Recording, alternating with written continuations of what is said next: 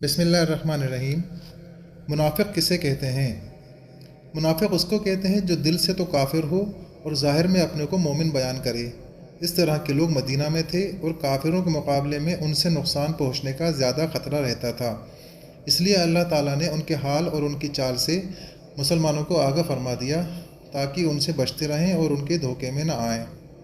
یہ لوگ مسلمانوں کے پاس بھی آتے تھے اور کافروں کے یہاں بھی جاتے تھے تو ایسی باتیں کرتے جن سے فساد پیدا ہو۔ سو جب ان سے کہا جاتا کہ فساد کی باتیں نہ کرو تو جواب دیتے کہ ہماری غرض تو دونوں فریقوں میں صلح و سازگاری پیدا کرنا ہے۔ خدا نے فرمایا کہ ان کے کام فساد کی وجہ ہیں اور یہ یقینی طور پر فساد پیدا کرنے والے ہیں، لیکن ان کو معلوم نہیں۔ شیطانوں سے مراد ان کے سردار ہیں۔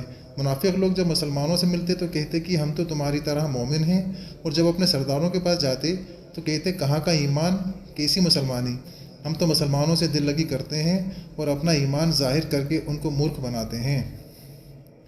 اس آیت میں خدا نے منافقوں کی ان باتوں کے جواب میں فرمایا ہے کہ ان سے خدا ہنسی کرتا ہے۔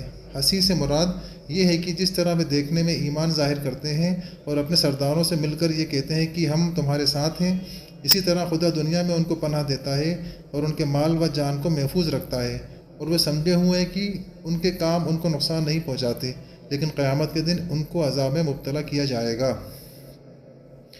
منافق کئی قسم کے تھے۔ کچھ ایسے تھے کہ پہلے مسلمان ہو گئے تھے پھر منافق ہو گئے۔ اس آیت کی مثال انہی کا نقشہ کھینچتی ہے کہ انہوں نے پہلے ایمان لا کر روشنی حاصل کی، پھر منافق بن کر اس روشنی کو کھو دیا اور نفاق کے اندھیرے میں پڑ گئے، یعنی ان کے دل اندھے ہو گئے۔